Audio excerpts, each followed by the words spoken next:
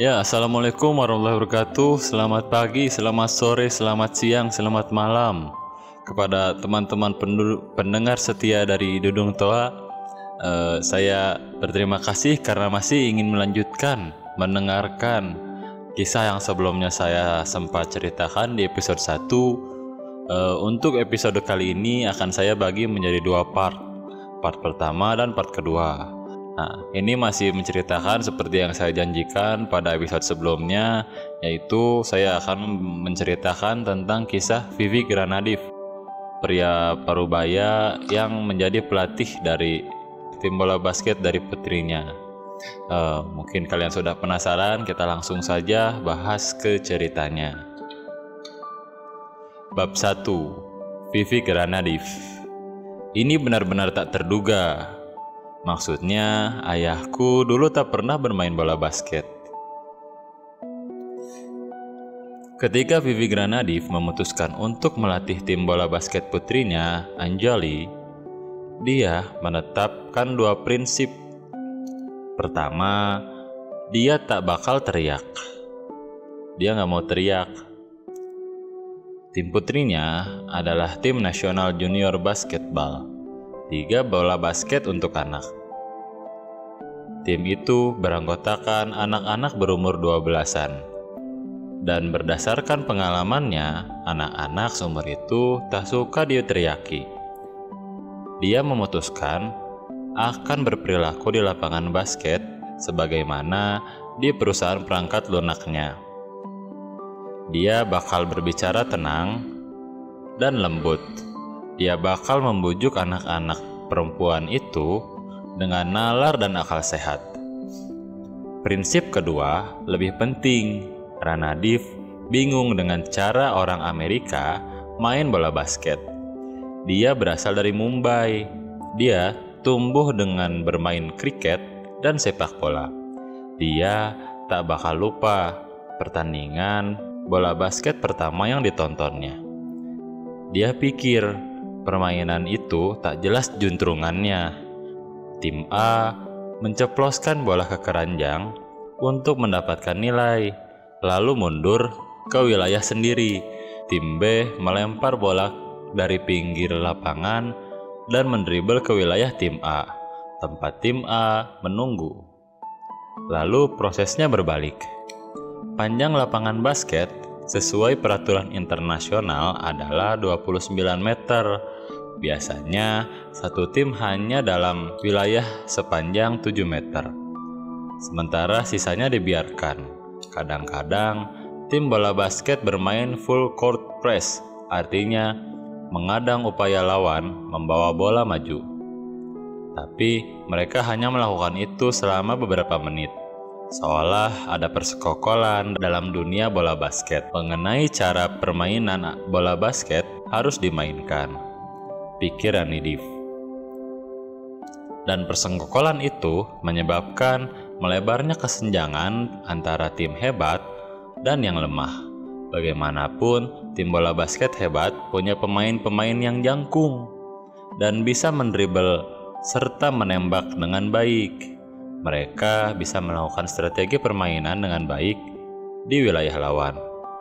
Lalu, mengapa tim lemah bermain sedemikian sehingga memudahkan tim hebat melakukan hal-hal yang mereka kuasai? Granadiv melihat anak-anak yang dibimbingnya. Morgan dan Julia adalah pemain bola basket yang serius. Tapi Nikki, Angela, Dani, Holly, Annika, dan putrinya sendiri Anjali belum pernah bermain bola basket. Mereka tak semuanya jangkung. Mereka tak bisa memasukkan bola ke dalam keranjang. Mereka tak jago mendribel. Mereka bukan anak-anak yang biasa bermain basket di lapangan tiap malam. Granadiv tinggal di Menlo Park di tengah Silicon Valley, California. Timnya beranggotakan, sebagaimana kata Granadiv, anak-anak perempuan pirang kecil. Mereka anak-anak ahli komputer. Anak-anak itu membuat proyek sains, membaca buku, dan bercita-cita menjadi ahli biologi laut. Granadiv tahu bahwa kalau mereka bermain dengan cara biasa, membiarkan lawan mendribel bola sepanjang lapangan tanpa perlawanan, kiranya mereka pasti kalah. Ranadiv dulu datang ke Amerika sebagai remaja berumur 17 tahun dengan $50 dalam kantong. Dia bukan orang yang mau menerima kekalahan begitu saja. Maka prinsip keduanya adalah timnya bakal memainkan full court press sungguhan dalam tiap pertandingan panjang waktu. Timnya malah lolos ke kejuaraan nasional. Ini benar-benar tak terduga, kata Anjali Ranadiv. Maksudnya, ayahku dulu tak pernah main bola basket. Umpama Anda meninjau semua perang dalam 200 tahun terakhir antara negara-negara yang sangat besar dan negara-negara sangat kecil, katakanlah salah satu pihak harus lebih besar 10 kali lipat populasi dan kekuatan senjatanya dibandingkan yang lain. Menurut Anda, seberapa sering pihak yang besar menang? Saya pikir kebanyakan kita bakal menduga mendekati 100%. Perbedaan 10 kali lipat itu banyak loh. Tapi jawabannya yang benar boleh jadi mengagetkan Anda. Ketika ahli ilmu politik Irfan Aregwintov menghitung beberapa tahun lalu, dia mendapat 71,5%. Pada sedikit di bawah sepertiga dari semua perang, pihak yang lemah menang. Aregwintov lalu mengajukan pertanyaan yang agak berbeda. Apa yang terjadi dalam perang antara pihak yang kuat dan yang lemah ketika pihak lemah bertindak seperti Daud dan menolak bertempur seperti yang diinginkan pihak kuat, menggunakan taktik gerilya atau taktik lain yang tak biasa? Jawabannya, dalam kasus-kasus demikian, persentase kemenangan pihak lemah naik dari 28,5% ke 63,6%.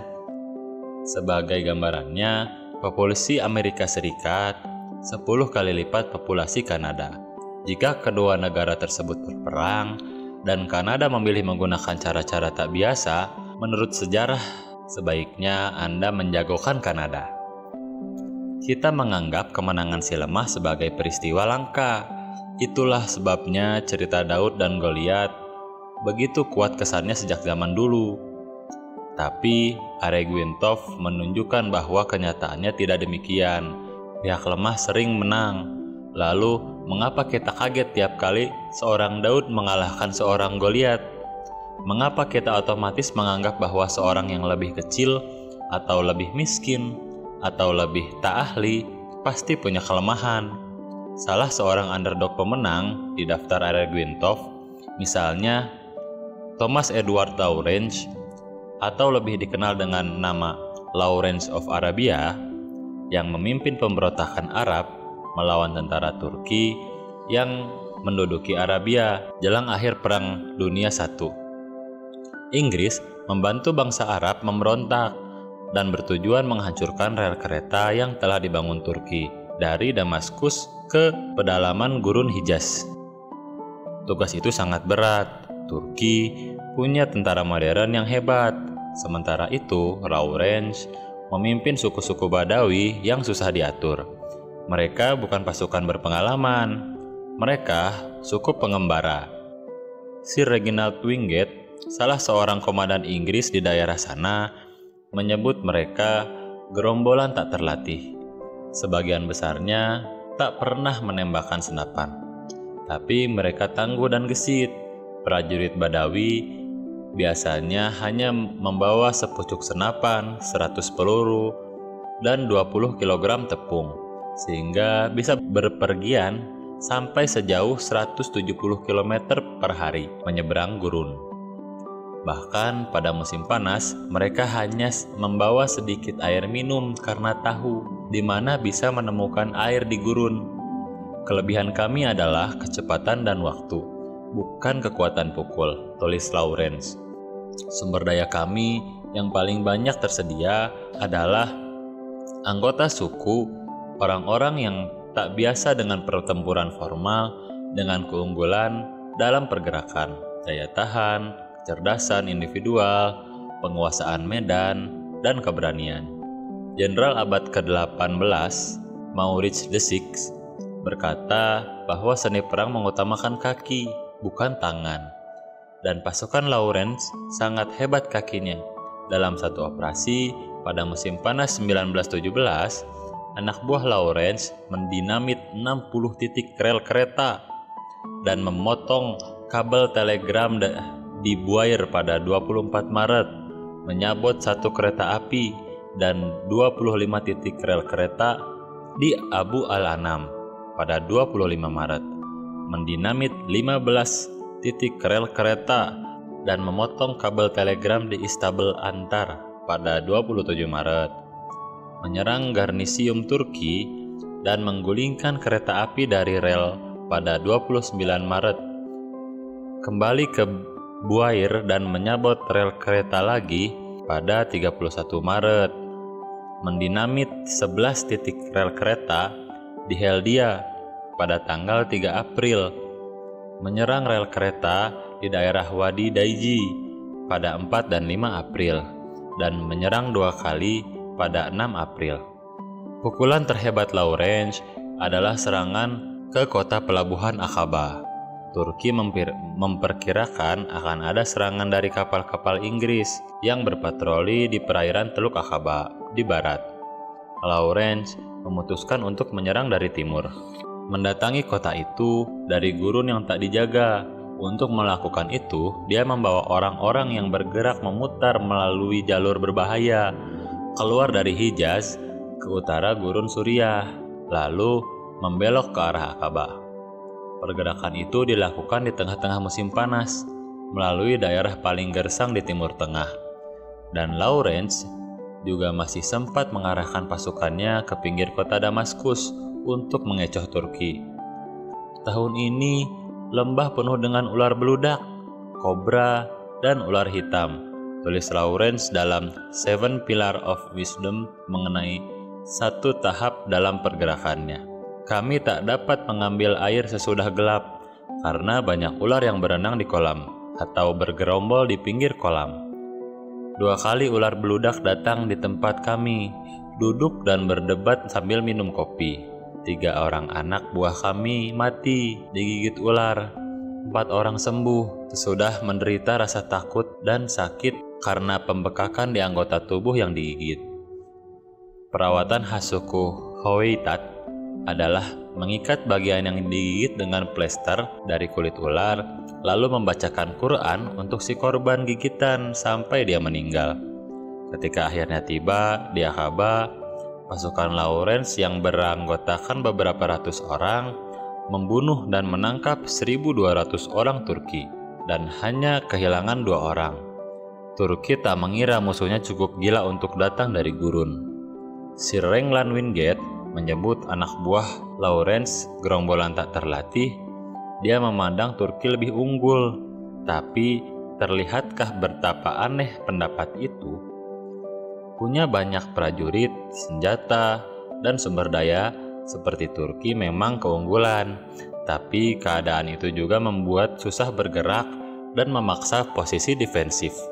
Sementara itu, keunggulan pergerakan, daya tahan, kecerdasan individual, penguasaan medan, dan keberanian yang dimiliki anak buah Lawrence memungkinkan mereka melakukan hal yang mustahil, yaitu menyerang Aqaba dari timur. Strategi yang begitu nekat sehingga tak terduga oleh Turki.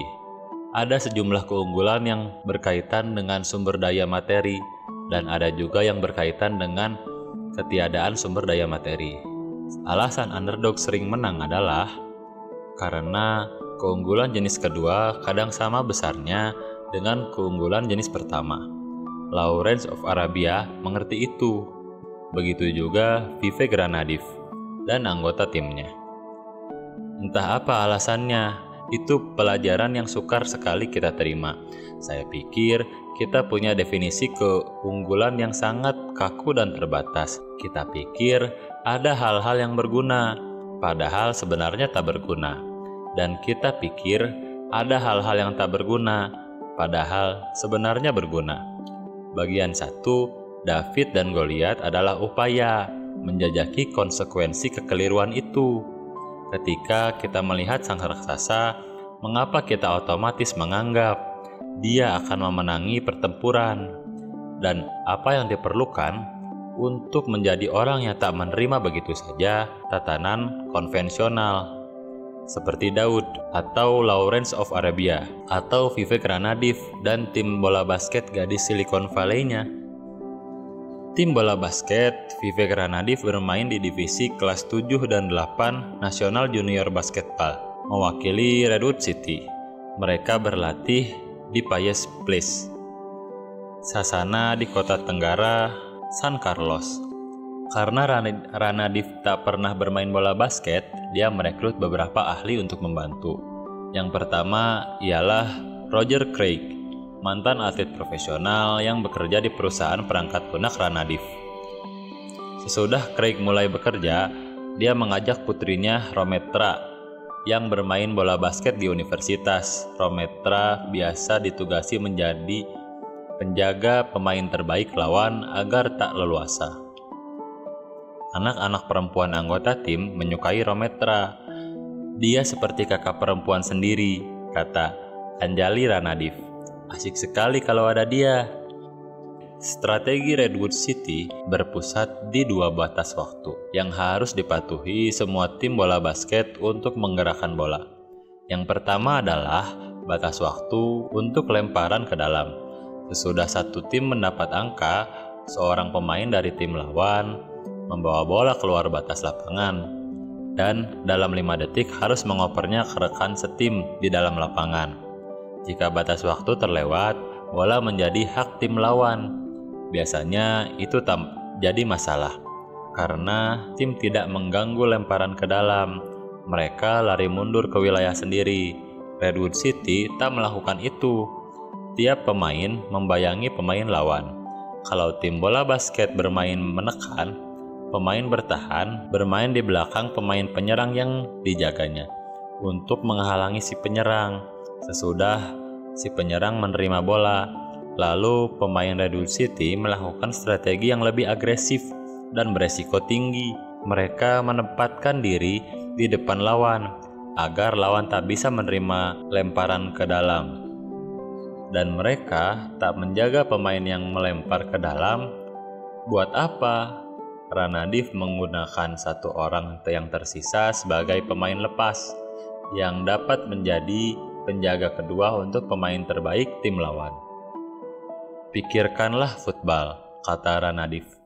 Quarterback bisa lari membawa bola, dia bisa melempar kemana saja di lapangan, tetapi tetap saja sulit untuk membuat operan yang berhasil. Bola basket lebih susah lagi, lapangannya lebih kecil, ada batas waktu 5 detik. Bola lebih berat dan besar. Seringkali tim lawan Redwood City tak berhasil melempar ke dalam 5 detik. Atau pemain yang melempar ke dalam panik karena merasa 5 detiknya habis dan membuang bola. Atau lemparannya ditangkap salah seorang pemain Redwood City. Anak-anak asuh Ranadiv berjuang habis-habisan. Batas waktu kedua dalam permainan bola basket mewajibkan tim membawa bola melintasi garis tengah. Batas waktu kedua dalam permainan bola basket mewajibkan tim membawa bola melintasi garis tengah lapangan di wilayah lawan dalam 10 detik. Jika lawan Redwood City memenuhi batas waktu pertama dan melempar ke dalam sebelum 5 detik, pemain Redwood City bakal beralih ke batas waktu kedua.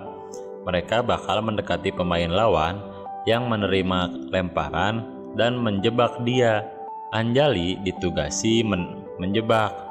Dia bakal berlari dan membayangi si penerima sambil merentangkan lengannya yang panjang. Dia bisa mencuri bola atau pemain lawan yang melempar bola karena panik atau terhambat sehingga kehabisan waktu dan wasit meniup peluit.